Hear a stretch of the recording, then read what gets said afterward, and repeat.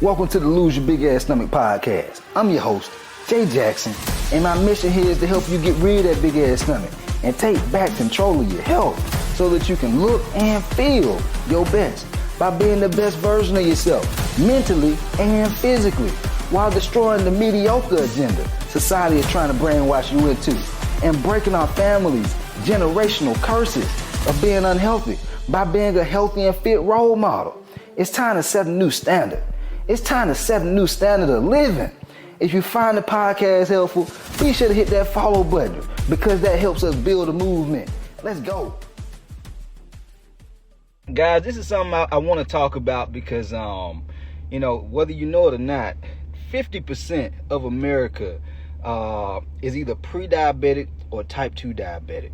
And then 70%, if not more, if not over 70% of America is either overweight or obese. All right, that's a staggering statistic, man, and it just goes to show the type of food that we're eating, man. All right, I grew up in a family where I used to hear about this type 2 diabetic and diabetes all the time, man. I ain't really know what it was growing up as a kid because, we used to eat soul food every day.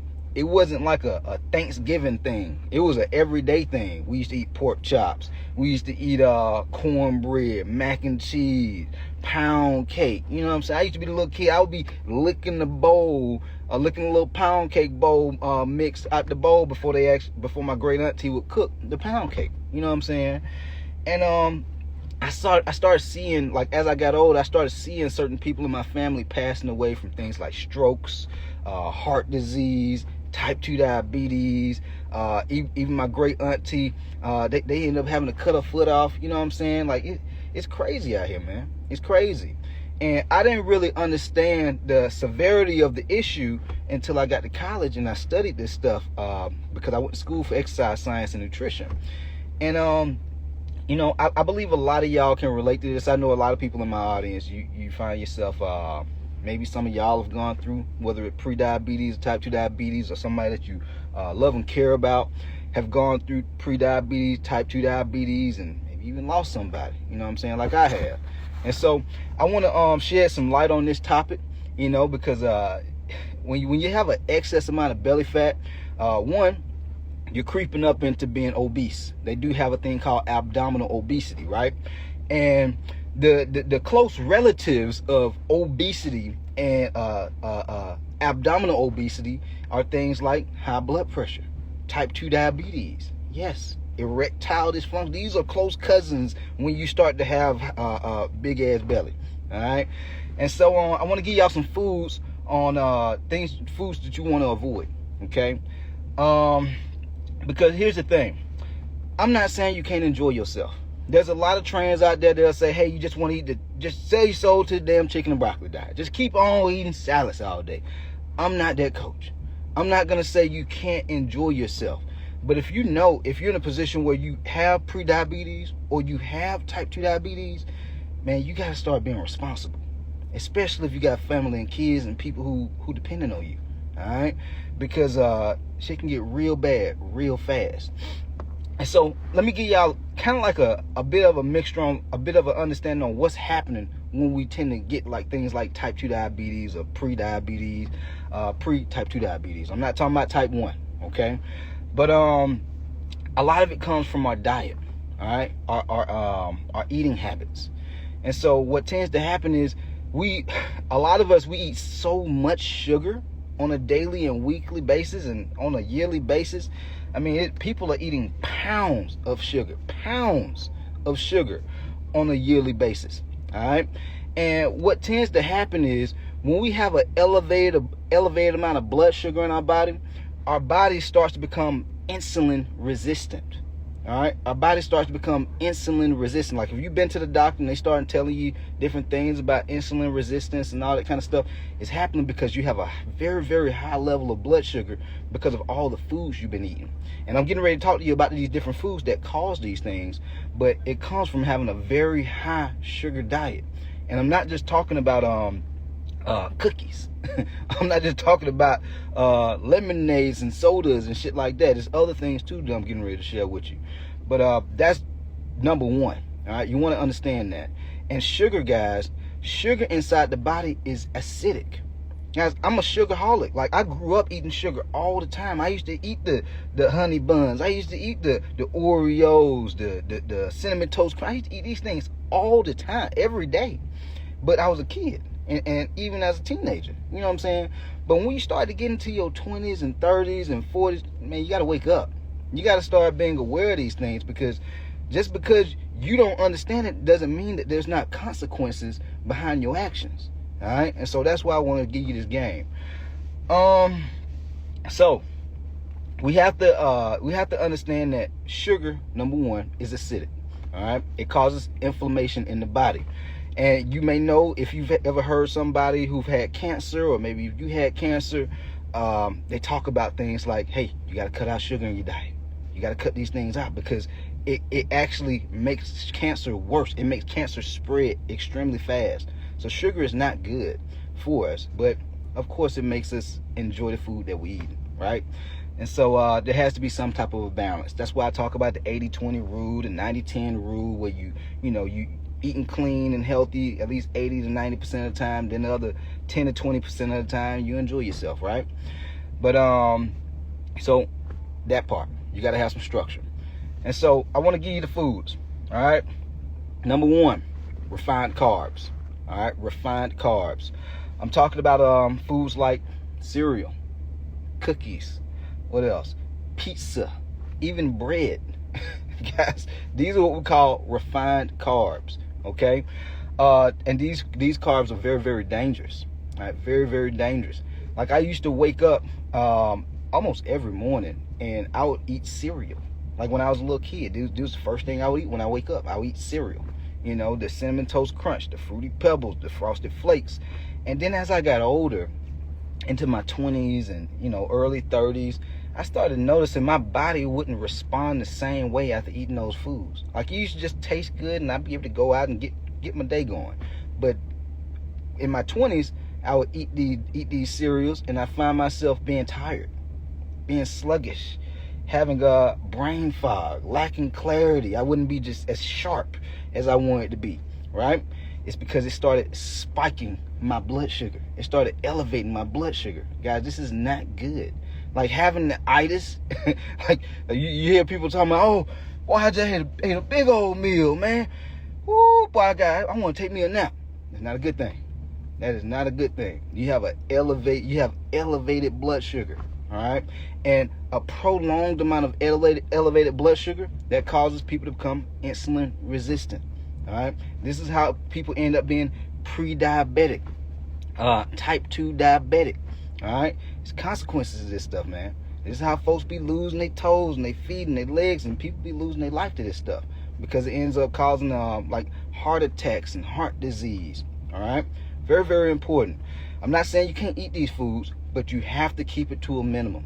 You absolutely have to. I'm talking about, if you over 30 years old, I'm talking about once, 2 times, maybe 3 times a week. You can't be eating cereal every day you wake up. You can't be eating bagels every day you wake up. You can't be eating pizza every other day. All right? You can't be eating crackers every day. This is making you have elevated blood glucose. All right? Elevated blood glucose. All right, and then you start to notice that you have these you always tend to feel hungry. You tend to feel hungry all the time. It doesn't fill you up. All right, you're like, damn, why am I hungry again? Because you're eating refined carbs. Okay, refined carbs, they elevate the blood sugar. They basically stripped away all the nutrients. Like, you want to be eating fibrous carbs. You want to be eating things like fruits, kiwi, strawberries, blueberries, raspberries. You want to be eating fibrous carbs, okay? Now, do these carbs still have sugar in it? Yes, but these are natural sugars. These are natural sugars. Totally fine. But when you eat refined carbs like the ones I just shared with you, the cereal, the cookies, the breads, the pizza, all that kind of shit, it hits your blood. As soon as you eat it, you can feel this. Just try it out. Some of y'all be doing it already. In about 2 to 5 minutes, you feel a significant difference in your energy, especially if you're over 30. You be like, damn, boy, why am I so tired? Woo, man, I can't even think right now, man. I just gotta chill for a second. That's that sugar hitting your bloodstream, all right? And you do that over time. This is what causes pre and type 2 diabetes, okay? Number 2, this is something I talk to a lot of you guys about, especially inside my coaching program. When I make people's meal plans, and I make them like individually for each person, but I also give them options on different foods they can eat. And I say, hey, you got fruit carbs, you got vegetable carbs, then you have starchy carbs, right? And you notice that I put that on people's meal plan, right? But I'm not saying they can eat this all the time, okay? Here's an example of starchy carbs. I'm talking about things like corn, all right? If you're eating corn all day, every day, no good, all right? This spikes your blood glucose. It spikes your blood sugar. You're eating potatoes every day. You could do sweet potatoes, but I'm just talking about pure white potatoes. You're eating this in excess every day, not good. This spikes your blood sugar, okay? What we want to do, you want to be insulin sensitive, okay? You want to be insulin sensitive, because the reason I say this is because insulin is what we call the fat storage hormone, all right? The fat storage hormone. And so when we eat all this sugar, it elevates our insulin, all right? It elevates our insulin. So we're going to have a high amount of sugar in the body, flowing throughout our entire body, all right? Everywhere you can poke yourself and blood can come out, yes, you got blood, you got all that sugar going throughout your entire body, all right? And I remember when I was growing up, we used to have, what do they call it? Kool-Aid, all right? And if you pour a lot of sugar in the Kool-Aid, what happens to the sugar? I mean, what happens to the Kool-Aid? It starts to get real thick. And when that Kool-Aid gets thick, you can almost damn near pour so much sugar inside the Kool-Aid, you could pour it out on the counter or something, and you won't see it just spread like water. It'll like slug out. You know, like it'll be like smudge or sludge, whatever you call it, right? That's what's happening to the blood inside your body, because of all the excess sugar that's flowing throughout your body. This is why people who end up having like pre-diabetes and type 2 diabetes, they start getting things called edema, all right? Where you see a lot of, you look at their ankles, and their ankles and the bottom of their legs, below their knees, is swelling. Their feet start to swell because all that sugar that's in the blood, guys, in our upper body, our heart can pump hard enough to get the blood to continue to flow. We don't have no damn heart in the bottom of our legs and our feet. And so that blood has to work its way back up our body. But it can't do that with all that excess sugar inside the blood. And so that's why people end up getting shit like edema. That's why they end up getting their toes and feet cut off, because there's a lack of blood circulation. All right? And there's more to this stuff, man. Like it's almost like little crystals. Like it forms like little crystals inside our blood and inside different organs, because the blood also circulates through those organs. And so this is why certain people who end up having type 2 diabetes, they start to have like pains and like pinches and things like that in their feet and their toes, and even a lack of feeling in their toes and their limbs because of all this excess sugar. They have like little crystals. You can't see this type shit. Like doctors and the science, they can see that stuff. They can see it, but I went to college for this stuff. You know what I'm saying?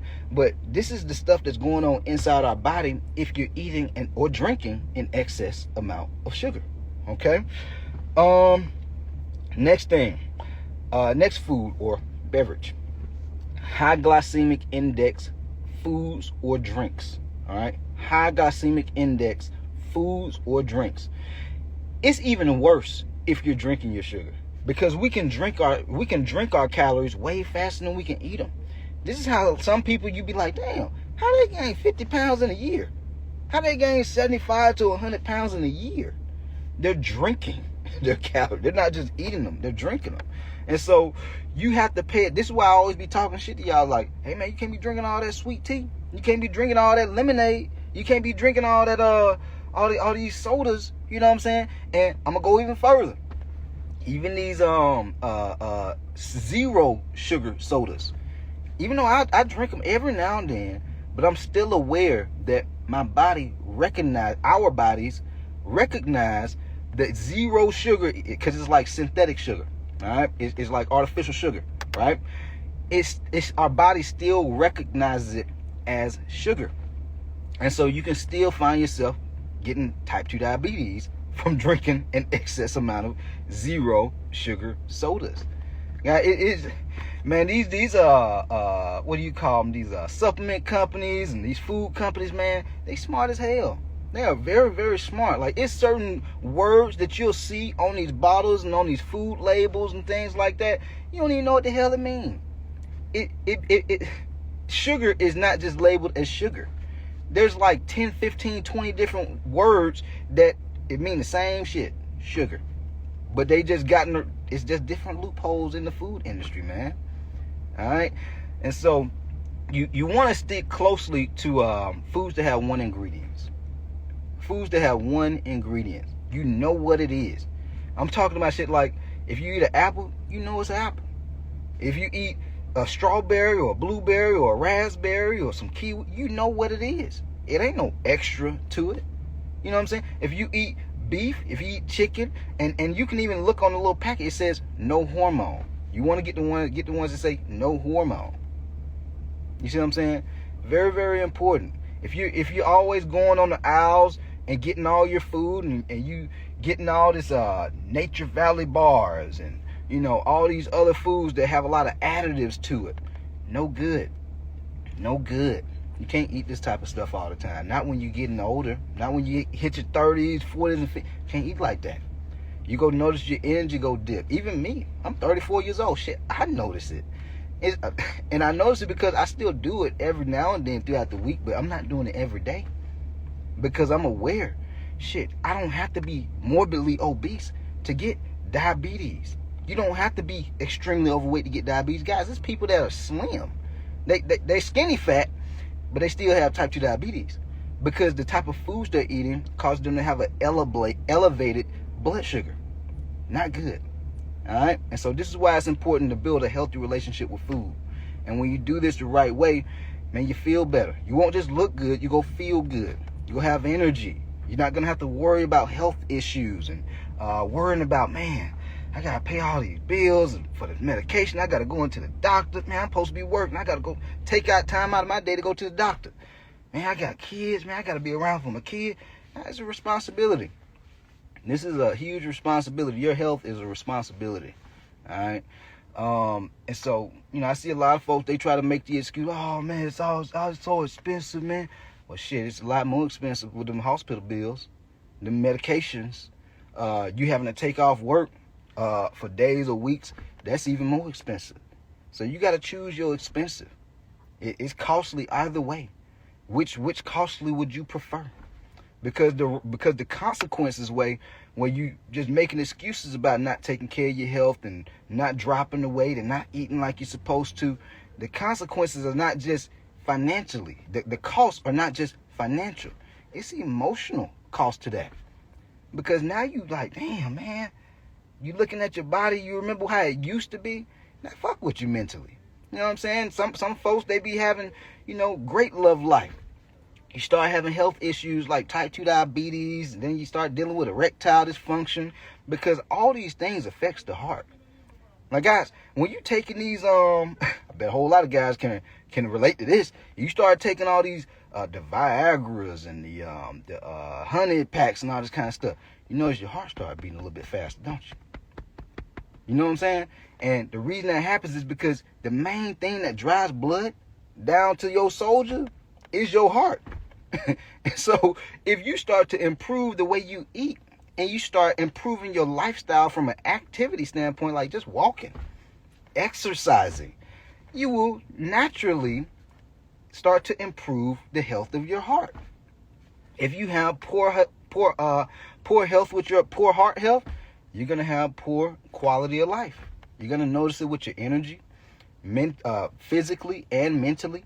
You're going to notice it with your sex life health is not going to be where you want to be at because your heart is not healthy. You won't have the stamina to be able to go throughout the whole day and be productive, whether it be for work or doing things for your family, whatever it is, because you're not taking care of yourself. And so this is not just, hey, eat the right foods. You know what I'm saying? There's still other lifestyle habits that you need to have. That's why I always tell people, don't go into the new year thinking about, oh, well, I'll just go drop this weight in the first 12 weeks and then I'm going to go back to my old weight. Hell no. This has become a lifestyle for you. The way you're eating, it has to be, like, you have to do it in a way where you're like, okay, well, I'm going to enjoy myself once or twice a week, you know, and this how I'm going to live my life, especially if it's getting me the results. But if you just go do it for a couple of weeks, then fall off and go back to what you were doing because the weight ain't coming out fast enough, you got consequences coming. There's consequences to your actions. All right. And so my biggest thing is, that's why I talk so much about like having something that's tailored to you. And so if you know you like drinking alcohol or wine before you go to sleep at night to wind down, or you know you like eating certain types of food, whether it be cakes or burgers or pancakes, you know, my thing is, what do you call it? Waffle House. I go to Waffle House almost every other week, but I'm not doing it every day. I'm aware of how it makes me feel, my body feels, the whole nine. Even when I drink alcohol, that's why I'm very selective. And so I'll probably do another podcast on this, but guys, you have to get out of the mindset of looking at food and the weight and the alcohol and all these things as a way of as pleasure. You have to also start looking at these things as value. Is it bringing me value or taking value away from me? Like when I hit my 30s, yeah, I be wanting to drink every now and then, but I'm like, damn, let's go steal value away from me. You know what the value is? My energy, my mental bandwidth. Shit, sometimes I notice even my morale, my whole my nature. Like I'm normally a pretty happy person. Like I get up and go. But if I'm drinking a lot, I'm just going to be a lot more mellowed out. I'm going to be super chill. I notice myself getting into ruts faster. I notice myself, I can fall into a depression. You know what I'm saying? And it takes days to get out of it. Versus if, you know, we all human. We go through things. But, you know, if I'm not drinking a whole lot of alcohol, I might wake up and I'm feeling like I'm in a rut for no reason at all. But it's easy to bounce right up out of it after I get me a workout in. But if I done drunk me some alcohol the day before, shit, man, it be feeling like it take days to get back to normal. You see what I'm saying? And so this is self-awareness.